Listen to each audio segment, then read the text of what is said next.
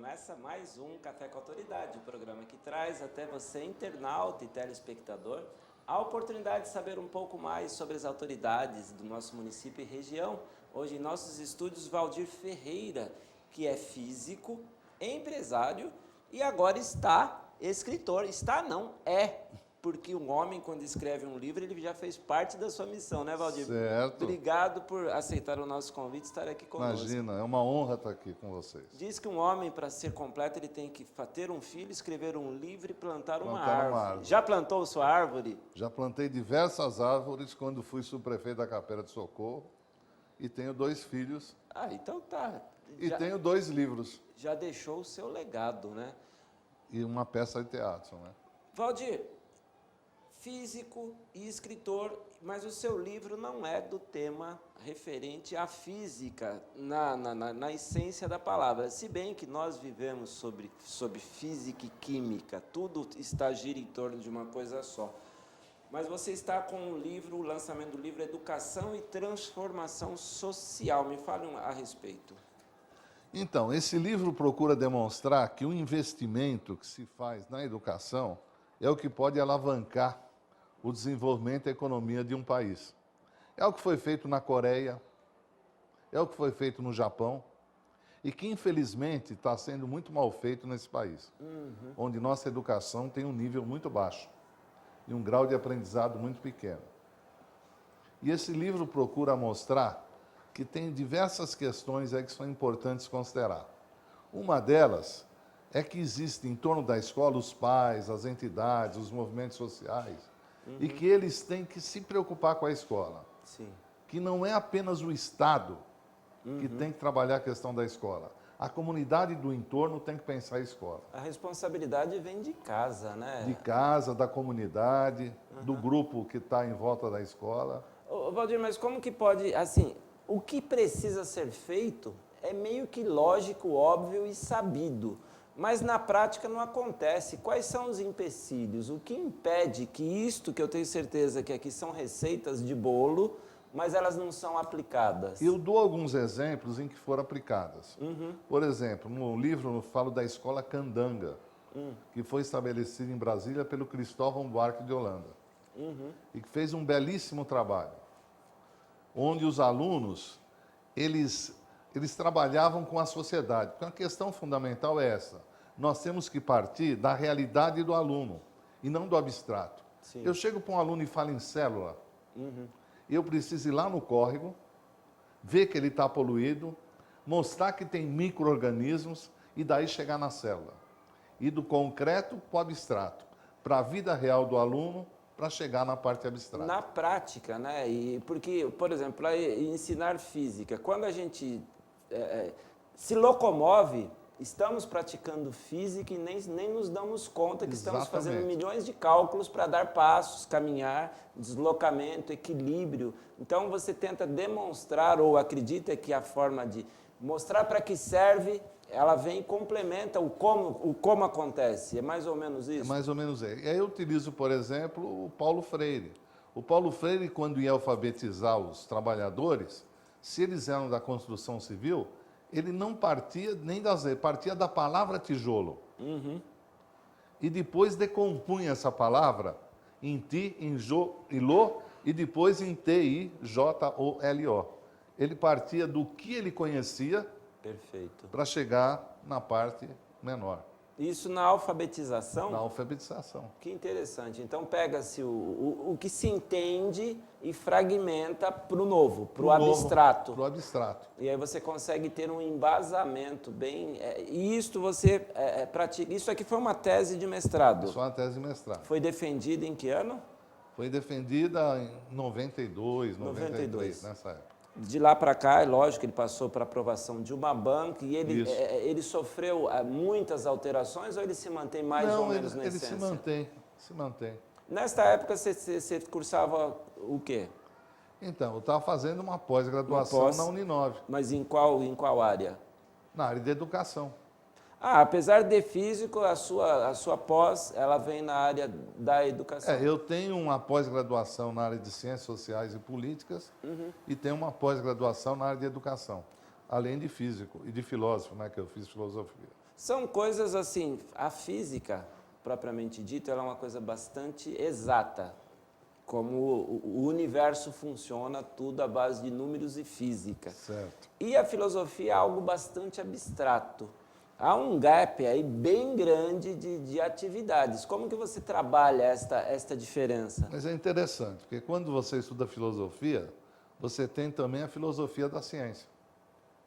E a filosofia da ciência, o Aristóteles já praticava isso, ele pega a ciência e procura entender quais são os processos que te levam a construir uma verdade científica. Ele decompõe a realidade para isso acontecer.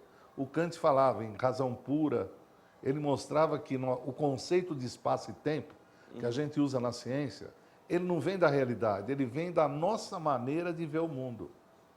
A verdade, ela não é absoluta em tempo e espaço. O que hoje é verdade, o que hoje é a sombra que nós acreditamos que seja o objeto, quando a gente sai da caverna e observa que a gente só estava observando as sombras e o objeto, Exatamente. ele é outra coisa, isso é uma coisa bastante complexo, porque a nossa verdade é aquilo que os nossos sentidos apontam, né?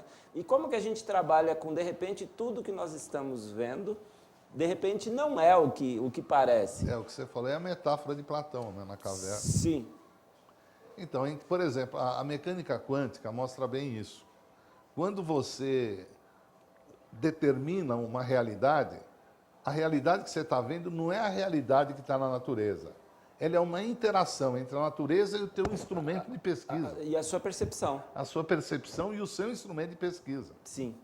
Que os instrumentos de pesquisa também são passivos de erros, né? E muitas vezes você parte de uma verdade com um instrumento de medição que está distorcendo a verdade. E isto passa a ser a sua verdade. O Kant chama a realidade noumeno, em grego, e chama a realidade da ciência de fenômeno. O fenômeno é diferente do noumeno, que é a natureza. Ele é um processo de interação, como você falou, entre a nossa sensibilidade, a nossa lógica, a nossa maneira de ver o mundo, que é do homem, é particular dele, não está na natureza, mas que ele impõe à natureza. Esses tipos de ensinamentos que são filosóficos, abstratos, imensuráveis muitas vezes, faz parte também da sua tese? Ou você traz assim de maneira mais didática? O que se espera ao ler este livro? As duas coisas. Eu trabalho de maneira didática, mas eu procuro trazer referências, por exemplo. Às vezes nós tivemos uma fase em que as pessoas só se preocupavam com a questão econômica, com você. E hoje nós temos um mundo que se preocupa com o bullying, por exemplo. Sim. Ou seja, nós precisamos pensar em todas aquelas questões do cotidiano que afetam as crianças. E que não são só passar fome, isso é importante. Mas tem o bullying, por exemplo, as filhas de bolivianos, às vezes sofrem um bullying muito grande na escola. Ou até os homossexuais, tudo isso. Então é preciso você demonstrar a importância da diversidade e que as pessoas têm que ser humanas, né? Que as pessoas têm que conviver com o outro e crescer junto com o outro. O bullying normalmente acomete a minoria. Acomete as chamadas minorias. Porque se a maioria tivesse o nariz na nuca, seria estranho ter o nariz embaixo dos olhos na frente. Né? Então, é uma questão de aceitação, percepção e saber comedir. Porque no meu tempo, Valdir, uns alunos brincavam com os outros e a gente se defendia a contento. Eu não sei se intensificou mais. Na época a gente falava tiração de sarro, isso. Mangá. Só que a gente sabia lidar com isso de uma certa forma. E hoje em dia tudo é bullying. Não ficou um pouco restrito até a própria interação, até a própria... E isso também se aborda no livro de como, até onde, qual é a linha que divide a afinidade, porque apelido normalmente é por afinidade. Eu não vou chamar de Zezinho uma pessoa que eu não tenha proximidade, eu não vou chamar Orelha, Boca, eram os apelidos que se tinha na época. Qual que é a linha que divide a afinidade e o bullying? Então, é uma linha delicada, né? É uma linha bastante delicada. Às vezes, algo que você está fazendo por afinidade agride, né? acaba agredindo. Até chamaram a namorada, a pessoa com quem se tem um relacionamento, de chuchu. Chuchu é denigre. Chuchu não tem sal, não tem gosto, não tem... Só que se falando com biquinho e com carinho, pode se passar a ser uma expressão de carinho. Então é tudo muito relativo. A comunicação depende muito da expressão. Não só do que você está falando, mas da maneira como você se coloca. É verdade. Isso tudo é muito sério. Não é o que se fala, é o como se fala. Como se fala. Aqui traz ensinamentos para os mestres, para os professores, dicas, métodos. Sim. Eu trabalho, por exemplo, com uma questão que as escolas mais progressistas desenvolveram, que é a interdisciplinaridade. Que você, quando vai ensinar, é aquilo. Eu vou no córrego, por exemplo, vejo o que ele tem, vejo o que ele tem de poluição, e aí eu discuto isso do ponto de vista da geografia, do ponto de vista da história do município, do ponto de vista das relações de cidadania políticas do município, do ponto de vista da física, do ponto de vista da química, do ponto de vista da biologia. Ou seja, a realidade ela não é separada em disciplinas. A realidade se apresenta de forma inteira. Então, uma abordagem interdisciplinar é aquela que realmente pode trazer assim um máximo da realidade para o aluno. Então, você tem que ter projetos interdisciplinares e não ter aquela divisão tradicional. Eu sou e fui, na época do meu aprendizado, um aluno que gostava muito de saber por que funcionavam as coisas e não simplesmente ter fé nas coisas. Isso. E eu fiquei chateado quando eu só fui descobrir que quando você joga uma pedra para cima, ela passa por determinado ponto 0, 1 ou 2 vezes. Isso significa a força que você coloca, se ela vai, que era o x', x'. Certo. Que aí eu fui dizer para o meu professor de matemática, poxa, quando me ensinou a equação do segundo grau, por que não me deu a aplicação desta fórmula? Porque você aprende a equação do segundo grau, descobrindo x', x', sem fundamento. E eu senti falta. Se alguém tivesse dito para mim simplesmente que esta operação calcula o lançar de uma pedra para cima, que ela vai passar 1, 2... O lançamento de uma bala de canhão, todo lançamento. O que é uma parábola. De uma bola de basquete. Então, eu acho que isso é um pouco apartado. É lógico, a matemática básica, os cálculos, a tabuada, que é fundamental que se aprenda, ela não precisa ter muito, é meio que decorar mesmo. Sim. Mas a partir daí, quando você entra na parte lógica, muitas vezes eu fui fazer provas, Valdir, que eu não decorava a fórmula. Eu pegava uma aplicação que eu sabia quais eram os elementos do resultado e eu decompunha a fórmula na própria prova. Exatamente. Era uma cola mental. E eu acho que é mais ou menos isso que você traz aqui. Sim, são metodologias e responsabilidades. E, de novo, é partir do concreto para o abstrato. Agora, você está por uma questão que eu discuto no livro, é que esses exemplos que eu dei, a escola Candanga, a escola plural que teve em Belo Horizonte, que foi um belíssimo exemplo de escola, quando acabaram aqueles governos progressistas que defendiam isso, elas acabaram. Então, a minha discussão é como dar para isso algo mais permanente. Aí eu discuto que a única hipótese para isso é a sociedade se organizar e defender isso independentemente de quem está no poder, do xerife de plantão. Não pode ser uma responsabilidade do nosso governo, porque os governos são transitórios. Exatamente. As metodologias são transitórias e de interesse. Muitas vezes o interesse de um político não é só fazer a benécia para o povo, mas sim garantir a sua reeleição. Isso exatamente. É uma coisa muito complicada de ser visto. E qual a responsabilidade, como que aqui você aborda a interação dos pais, dos professores, dos centros comunitários que têm os seus líderes também? É um trabalho em conjunto sobre a mesma batuta? Sobre a mesma batuta. É um processo, né? É um processo, inclusive nós temos um autor inglês, o Giddens, da social-democracia do Partido Trabalhista Inglês, que ele defende que nós temos que gerar na comunidade o conceito de reflexividade. O que é reflexividade? É você aprender mais do que aquela questão local. Por exemplo, você tem um movimento de saúde. O movimento de saúde defende que as UBSs sejam melhor equipadas, que a saúde seja bem desenvolvida. Agora, um processo reflexivo vai mostrar que isso tem outros desdobramentos. Nós temos, por exemplo, a nível internacional, políticas de patentes que fazem com que o remédio chegue extremamente caro ou não chegue. Sim. Então, esse processo de reflexão mais rico, começar a fazer parte da vida da comunidade, para que ela possa ter uma capacidade crítica de, inclusive, enfrentar o executivo, né, e os xerifes de plantão e ser capaz de discutir e gerar políticas de baixo para cima, e não só de cima para baixo. Valdir, é um processo lento. Estamos falando em mudança de cultura, de comportamento. Cultura, de valores. E como mudar o comportamento e os valores na máquina que tem os atuais comportamentos e valores. Então, é uma semente que se lança e não deixa de ser uma árvore sendo plantada, né? Exato. É o que eu faço. Eu estou procurando levar essa mensagem para os professores, para os movimentos sociais, para as lideranças. Tem um filósofo aí que se chama Gramsci, e que ele diz que na sociedade você tem os intelectuais orgânicos. Quem são os intelectuais orgânicos? São as pessoas que interferem na maneira de pensar nos valores da comunidade. Pode ser uma liderança comunitária, pode ser um comunicador, Perfeito. pode ser um professor. Então, essas pessoas que deveriam ter a responsabilidade de gerar um processo reflexivo mais rico na comunidade e gerar transformações para um ensino melhor, para uma vida melhor.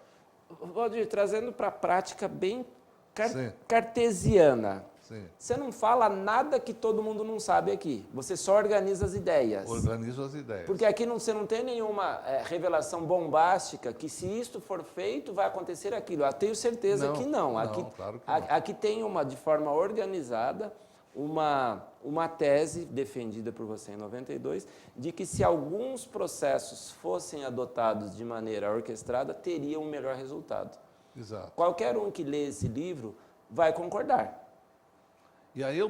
Mas aí, quer dizer, a ideia é enriquecer um pouco com vários pensadores. Por exemplo, você tem um filósofo francês chamado Lyotard. Esse filósofo diz que os pequenos relatos da comunidade, às vezes, são mais importantes que os grandes relatos. Sim.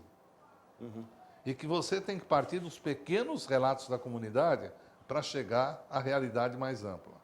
É o venda direta de ideia, é o pequeno boca a boca. O pequeno boca a São boca. as pequenas atitudes. Porque a cultura, ela muda e isso é ponto pacífico. Nos tempos dos nossos pais, dos nossos avós, acreditava-se em Saci Pererê, mula sem cabeça, e acreditava que realmente existia, porque o universo que os cercavam eram outros. Hoje, nas grandes cidades, os mitos urbanos são outros. São outros. E o advento da internet, como que ele interage nisso tudo? Então, a internet tem aspectos positivos e negativos. Como né? tudo na tudo vida. que acontece. Você vê crianças hoje que ficam o dia inteiro fazendo os seus games. O processo reflexivo é extremamente superficial. E as emoções, sensações, dores e prazeres são virtuais, de certa forma. As relações pessoais são quebradas. Sim.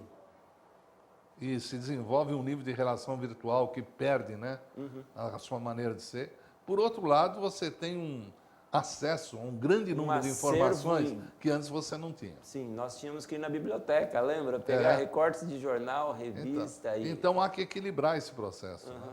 O incrível disso tudo é que se você proíbe o seu filho de estar inserido nesse universo, ele é a minoria. Ele vai ser o discriminado, ele vai sofrer bullying. É tudo muito complexo isso. É complexo. E a gente tem que estar aí realmente muito atento e fazendo isso que você está fazendo aqui conosco hoje, plantando sementes, trazendo. E fica aqui um convite a todos vocês que nos assistem e nos ouvem. Amanhã, no dia 3 de outubro, será feito o lançamento às 19 horas aqui na Câmara Municipal de Osasco. Mas aí vai ser do livro. O lançamento do livro. Do livro do Salmo Secreto. Ah, do livro do Salmo Secreto. Esse aqui eu vou lançar na POSP. Ah, entendi. Então essa aqui é a sua segunda, da sua bibliografia, o seu segundo livro. Isso. Amanhã estará sendo lançado o Salmo Secreto. Isso. Já foi lançado na Câmara Municipal. E como muita gente não pôde ir, me pediram para fazer um segundo lançamento. Ah, que legal. E o lançamento desse aqui será? Eu já fiz um na Unifesp e vou fazer um na POSP. Valdir, quem quiser adquirir este livro, já está disponível nas livrarias? Ainda não. Mas pode entrar em contato e Pode fazer entrar a em aquisição. contato. Como Nós que a vamos- pessoa consegue te achar? Você pode dar o meu telefone. Qual que é o seu telefone, Valdir? 998 998 449 998 44 9 9 1515. 1515. Ok. Ou também procurar por Valdir Ferreira nas redes sociais, também Sim, te sim. encontram. Então fica aí a dica para você que quer ver qual é a visão.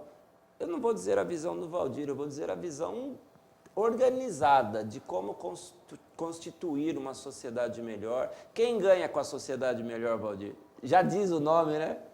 É a própria sociedade. A própria sociedade. Nós precisamos constituir um mundo melhor, um Brasil. E começando, como você disse, das pequenas atitudes, Não. não esperando do governo. Na verdade, você transforma o mundo transformando o pedaço em que você vive. É assim que o mundo se transforma. Não adianta amaldiçoar a escuridão, vamos acender uma vela. Acender né? uma vela. Ah, mas a vela não vai clarear. Clareia muito clareia. e cria cultura, cria valores. Isso tudo é muito bem. Eu gosto muito, não é a primeira vez que nós conversamos, eu gosto muito de trocar essas informações com você, porque você tem uma riqueza muito grande de valores. E tem quando você tiver milhares de velas acesas, você vai ter um grande dia. Você vai ter um grande dia, é verdade. Então, cada um de nós temos que estar contribuindo para que isto aconteça. E como que será o processo do lançamento desse livro? Vai ser uma tarde de autógrafo? Vai ser. Eu te aviso com antecedência, você divulga aqui. Eu estou definindo ainda a data, Perfeito. mas aí eu te passo e você divulga. A quem destina-se pontualmente este livro? Quando eu escrevi esse livro, ele se destinava aos professores, principalmente aos professores, mas também a lideranças sociais, né? A pessoas, como eu disse, os chamados intelectuais orgânicos, né? As pessoas que têm a capacidade de se relacionar com a população e levar suas sementes. Valdir, falando um pouco de aprendizado da parte social, da parte filosófica da coisa, um quesito mínimo para que uma pessoa se torne um legislador é ser alfabetizado. Não deveria ter um curso básico e mínimo de conceito, ética, valor, conduta para os legisladores? Para os legisladores não, para os governantes de maneira geral. Eu diria de cidadania, né? No mínimo de cidadania. No mínimo de cidadania.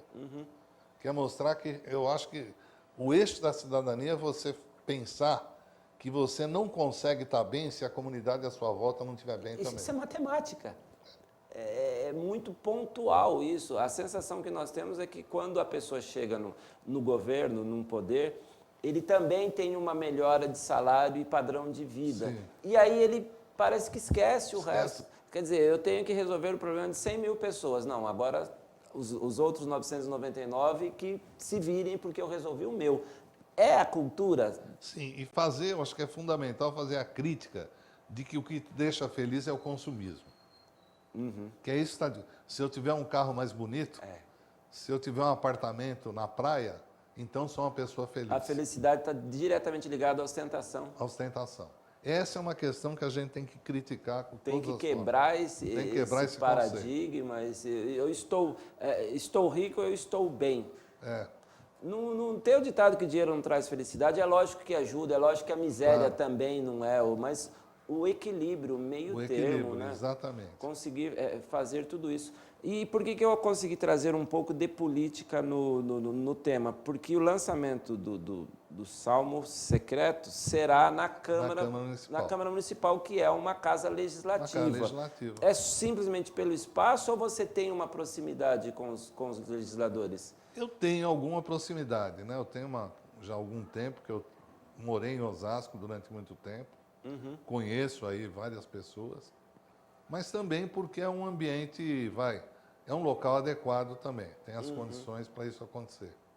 Ok. E a central, né? Sim, é verdade. É fácil acesso. Então fica aí a dica para você que queira adquirir o livro Educação e Transformação Social. O próprio título já diz, já é bastante sugestivo, né? Com a transformação, é com a educação que se consegue. Tem um ditado que eu sempre falo, que é bem popular, é educai as crianças e não será preciso punir os homens. Exatamente. É um processo lento, mas é um processo que precisa ter esse início.